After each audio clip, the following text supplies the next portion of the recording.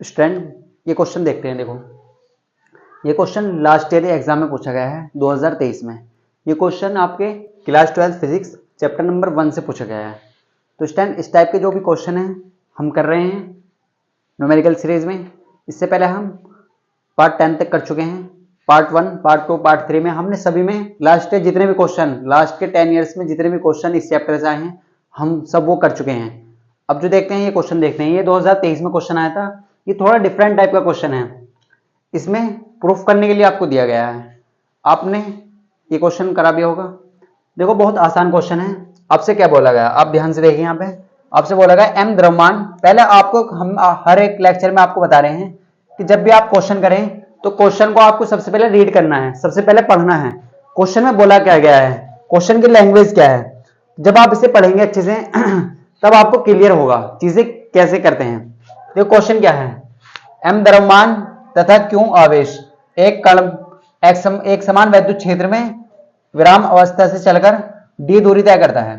देखो एम द्रव्यमान तथा क्यों आवेश एक कण, एम द्रव्यमान तथा क्यों आवेश का एक कण वैद्युत क्षेत्र में, एक समान वैद्युत क्षेत्र में विराम अवस्था से चलकर कितने डिस्टेंस तय कर रहा है, डी डिस्टेंस। तो हमें सिद्ध करना है कि कण द्वारा वेग कितना होता है, इतना होता है। V equal to 2 Q A D upon M. ये किसमें है, ये सब अंडर रूट में है। तो ये हमें प्रूफ करना है। देखो ये क्वेश्चन आया था 2023 में। तो ऐसा क्वेश्चन जब आपके सामने आए तो आपको कैसे करना है। देखो तो ये प्रूफ वाला क्वेश्चन है, इसे करते हैं। देखो सबसे पहले आप क्या करेंगे, सॉल्यूशन देखो जो भी आपको क्वेश्चन में गिवन है आप उसे लिख लीजिए। आपको क्वेश्चन में क्या देखना है, बस आपको ये देखना है कि हमें ये लाना है। और कैसे लाएंगे आप, सबसे पहले आप ये लिखिए। देखो हमें क्या चाहिए, हमें ए चाहिए, हमें क्या चाहिए, ए चाहिए और क्यों चाहिए। अब ये कैसे लाएंगे, आप कैसे लाएंगे। देखो आपसे बोलेगा एक समान वैद्युत क्षेत्र, एक समान वैद्युत क्षेत्र में, आप सब जानते हैं एक समान वैद्युत क्षेत्र में लगने वाला बल। तो आप ऐसे कहेंगे, प्रूफ करने के लिए आप ऐसे लिखेंगे, प्रूफ एक समान वैद्युत क्षेत्र में लगने वाला बल। या ऐसे लिख सकते हैं,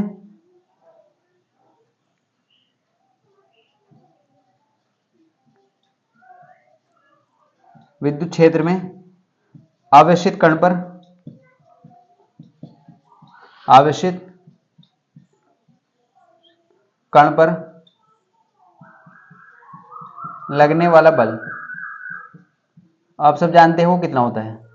देखो हमने पढ़ा था एक फॉर्मूला, विद्युत क्षेत्र में आवेशित कण पर लगने वाला बल होता है F बराबर, सॉरी यहां पे होता है E बराबर F अपॉन Q। ये क्या होता है, E बराबर F अपॉन Q। ये आप सब पढ़ चुके हैं। क्या होता है, E बराबर F अपॉन Q। अब आप यहां से F की वैल्यू ले आइए। आप क्या लाएंगे, यहां से F की वैल्यू लाएंगे तो नीचे 1 मानेंगे और क्रॉस मल्टीप्लाई कर लेंगे इस तरीके से। तो F की वैल्यू क्या आ जाएगी, F इक्वल टू आ जाएगा E into Q. F equal to क्या आ जाएगा, E इंटू क्यू। अगर आप देखें ध्यान से, विद्युत क्षेत्र में आवेशित कण पर लगने वाला बल वो कितना होता है, F equal to E into Q. देखो प्रूफ आपको ऐसे करना है। हमारा टारगेट क्या है, हमारा टारगेट है V equal to 2Q ED upon M। क्या है, 2Q ED अपॉन M। ये किसमें है सब चीज, अंडर रूट में। अब आप सब जानते हैं त्वरण का फॉर्मूला आपने पढ़ा था एक, अगर आपको थोड़ा सा ध्यान है तो आप एक फॉर्मूला पढ़ के आए थे त्वरण। तो कण पर लगने वाला त्वरण ऐसे कह सकते हैं आप। देखो आपने स्टेप बाय स्टेप करना है। अतः कण का त्वरण, देखो त्वरण क्या होता है, ये आपने क्लास 9 में पढ़ा है और क्लास 10 में पढ़ा है। ये होता है F बराबर, देखो यहां से ले आइए, F बराबर होता है M इंटू ए, मास इंटू एक्सेलरेशन। तो ए की वैल्यू के लिए आएंगे आप ऐसे F upon M, F upon M। तो इस चीज को यहां पे लिखिए। देखो हम सबने पढ़ा है F बराबर होता है M इंटू ए, और A इक्वल टू क्या हो जाएगा, F upon M। A equal to क्या हो जाएगा, F अपॉन M। तो इसे बॉक्स में बंद कर लीजिए इस तरीके से। तो आपने देखो यहाँ पे क्या है, किसकी वैल्यू ले आए, अब A की वैल्यू ले आए आप और F की वैल्यू ले आए। और आप इसे ऐसा भी लिख सकते हैं। देखो आप A की वैल्यू ऐसे लिख लीजिए, आप यहाँ पे लिख लीजिए इससे A इक्वल टू निकालना है आपको। A इक्वल टू क्या होता है, F अपॉन M। तो F की वैल्यू कितनी है, A इंटू क्यू, और नीचे क्या है M। अब आप इसे बॉक्स में बंद कर दीजिए। तो आपके पास A की वैल्यू आ चुकी है और F की वैल्यू आपने यहाँ पे पुट कर दी और M आ चुका है। अब आपको क्या निकालना है, देखो V निकालना है। V आपने सबने गति के समीकरण पढ़ के आ चुके हैं आप। गति की 3 समीकरण होती है, अगर आपको थोड़ा सा भी ध्यान है तो ये होती है गति की 3 समीकरण, v बराबर u plus A T, second होती है s बराबर you T plus half A T square, और थर्ड होती है v स्क्वायर बराबर यू स्क्वायर प्लस के 2as। ये 3 समीकरण होती है गति की 3 समीकरण। v equal to U plus A T, इसे बोलते हैं फर्स्ट समीकरण, प्रथम समीकरण। अगर हम सेकंड इक्वेशन की बात करें s equal to U T plus half A T square, इसे बोलते हैं सेकंड समीकरण। देखो इनका कहीं ना कहीं जरूर यूज हो जाता है, तो इसलिए हम यहाँ पे बता रहे हैं आपको। और थर्ड होती है v स्क्वायर बराबर यू स्क्वायर प्लस के 2as। अभी कैसे यूज होता है अभी हम आपको दिखाएंगे, क्योंकि हम इसका यूज करेंगे। तो हम लेंगे गति के तृतीय समीकरण से, किससे? गति की तीसरी समीकरण से, या ऐसे लिख सकते हैं आप गति की तृतीय समीकरण से, गति की तृतीय समीकरण से। अब तृतीय समीकरण क्या होती है आप सब जानते हैं। देखो ये होती है फर्स्ट, आप इन्हें नोट कर लीजिए, ये होती है सेकंड और ये होती है थर्ड। तो तृतीय समीकरण क्या होती है? v स्क्वायर बराबर यू स्क्वायर प्लस के 2as, 2as, v square equal to U square plus के 2as। अब देखो हम अगर आप क्वेश्चन में बहुत ध्यान से पढ़ें तो एक चीज दी गई है आपको, एक समान विद्युत क्षेत्र में विराम अवस्था। देखो ये वर्ड आ चुका है विराम अवस्था, और आपने क्लास 11th में पढ़ा है और क्लास 9th में पढ़ा है। जब भी ये वर्ड आ जाता है विराम अवस्था यानी कि रेस्ट, क्या आ जाता है? विराम अवस्था या रेस्ट, तो वहां पे इनिशियल वेग यानी कि प्रारंभिक वेग कितना होता है? 0 होता है। इनिशियल वेग या प्रारंभिक वेग कितना होता है? 0, और वो क्या है? u। तो इसका मतलब जो u की वैल्यू है वो तो सर 0 हो चुकी है, क्योंकि हम ऐसे कह सकते हैं इनिशियल वेग कितना है यहाँ पे? 0। कितना है? 0। तो हम ऐसे कह सकते हैं हमारे पास क्या बचा? v स्क्वायर बराबर यू स्क्वायर, तो यहाँ पे 0 हो चुका है। अब क्या बचा फाइनली हमारे पास? 2as। क्या बचा हमारे पास? 2as। अब आपने नोट कर लिया होगा, इसे रफ कर देते हैं। देखो अब आप ध्यान से देखें, यहाँ पर अब बहुत ध्यान से देखें तो हमारे पास क्या रह चुका है? v square equal to 2as। अब s a तो है त्वरण और s क्या है सर? डिस्टेंस। s होता है विस्थापन, और आपसे बोला गया है कि विराम अवस्था से चलकर कितनी दूरी पर? d दूरी पर। तो आप s की जगह क्या कर देंगे यहाँ पे? s इक्वल टू क्या है यहाँ पे? d। s इक्वल टू है d, आप ऐसे भी लिख लीजिए v स्क्वायर बराबर 2ad। s की जगह आ चुका है d। तो देखो यहाँ पे डिस्टेंस कितनी है? d। तो हम ऐसे कह सकते हैं s इक्वल टू हो जाएगा d। हमें क्या लाना है? हमें लाना है v equal to 2q upon m। अब आपने a की वैल्यू निकाल रखी है, आप उसे रख दीजिए। तो a का मान रखने पर ऐसे लिख दीजिए, a का मान रखने पर। अब जब a का मान रखेंगे तो ये कैसे हो जाएगा? देखो v square equal to 2, a का मान कितना है आपके पास? e Q upon m। देखो e क्यू और ऊपर क्या है? d, और नीचे क्या है? m। सोल्व कर लीजिए तो v स्क्वायर इक्वल टू हो जाएगा 2e³ d अपॉन m। अभी आ चुका है, ये किसकी वैल्यू आई है? ये तो v स्क्वायर की वैल्यू आई है, लेकिन हमें तो v की वैल्यू चाहिए। तो आप इस स्क्वायर को क्या ले जाएंगे? इधर ले जाएंगे, और आप सब जानते हैं काय में चेंज हो जाएगा? ये चेंज हो जाएगा अंडर रूट में। ये काय में चेंज हो जाएगा? 2q e, देखो 2e³ d अपॉन m। और यही तो हमें प्रूफ करना है, यही तो हमें प्रूफ करना था, 2q e d upon m।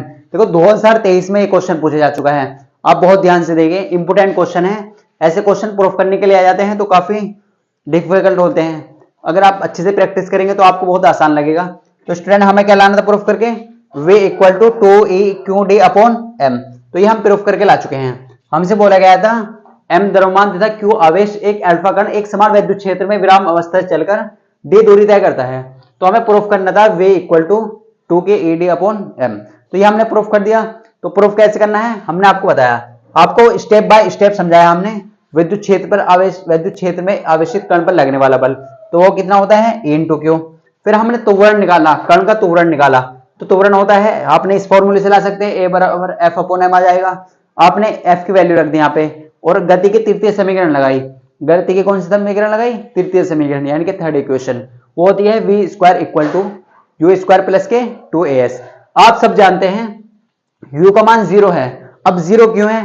क्योंकि विराम अवस्था से चलकर, जब कोई चीज रेस्ट में होती है, विराम अवस्था से चलकर बोला गया क्वेश्चन में, तो उसका इनिशियल वेग क्या होता है? 0 होता है। इनिशियल वेग का मतलब है प्रारंभिक वेग। तो वो रेस्ट में थी, तो उसका मतलब इनिशियल वेग 0 है, तो ये 0 हो चुका है, तो वी स्क्वायर इक्वल टू किसके बचा 2as। अब आपने यहाँ पे क्या करा, a की वैल्यू रख दी, यहाँ पे a की वैल्यू कितनी थी हमने निकाल ली थी eq अपॉन m, तो a का जब मान रखेंगे आप तो ऐसा हो जाएगा। अब आप स्क्वायर इधर की तरफ ले जाएंगे तो अंडर रूट में चेंज हो जाएगा, और ये क्या हो चुका है हमारा हैंस प्रूफ, आप ऐसे कह सकते हैं हैंस प्रूफ, यानी कि सिद्ध कर दिया आपने। तो स्टैंड आप वीडियो को पॉज करें, पहले नोट करें।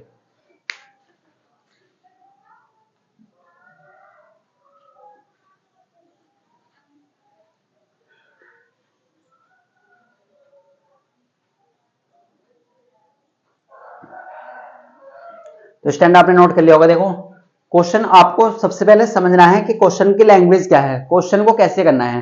देखो क्वेश्चन में बोला गया था m द्रव्यमान है तथा q आवेश है। आप सब जानते हैं द्रव्यमान को कैसे रिप्रेजेंट करा जाता है m से, और आवेश को q से। एक कण, यहाँ पे अल्फा कण नहीं बोला गया, कभी आप अल्फा कण मान लें, बस ओनली बोला गया एक पार्टिकल है कण, एक समान वैद्युत क्षेत्र से में विराम अवस्था से चलकर d दूरी तय करता है। अब देखो यहाँ पे हमारे पास s क्या होता है, विस्थापन यानी कि दूरी, तो यहाँ पर क्या है d, तो हमने s की जगह क्या कर दिया पुट एट d, तो ये आप दूरी rb से भी दिखा सकते हैं, s से भी दिखा देते हैं, d से भी दिखा देते हैं, इससे आपको कंफ्यूज नहीं होना। और इस तरीके से आपको सिद्ध करना था कि कण द्वारा वेग इतना होता है 2q अपॉन m। देखो q है आवेश, ये है विद्युत क्षेत्र, d है दूरी और m है द्रव्यमान। 2023 में पूछा गया है क्वेश्चन, स्टेप बाय स्टेप हमने आपको समझाया कि विद्युत क्षेत्र में आवेशित कण पर लगने वाला बल कितना होता है। बल तो देखो विद्युत क्षेत्र में जो होता है F बराबर E, यानी कि EQ होता है। अगर यहाँ पे बोला जाता है कि आवेशों के बीच लगने वाला बल, तो फिर क्या होता है, यहाँ पे कूलॉम का नियम लगाते। फिर कण का त्वरण, तो त्वरण का फॉर्मूला आपने पढ़ चुका है, आप यहां से ला सकते हैं, F बराबर होता है ma, तो ये आप बल का फॉर्मूला पढ़ा है आपने, F बराबर ma, तो त्वरण का क्या हो जाएगा A बराबर F अपॉन m, तो F की वैल्यू यहाँ पे आपने रख दी EQ, नीचे क्या है m। अब आपने गति की तृतीय समीकरण लगाए, v square equal to U square plus के 2as, और फिर आपने यहाँ पे इनिशियल वेग 0 है, तो यहाँ पे वैल्यू पुट कर दी। अब आपने a का मान रखा और ये सोल्व कर लिया, तो हमारे कितना आ चुका है, v equal to 2EQD upon m under root में, तो ये आपका प्रूफ हो चुका है।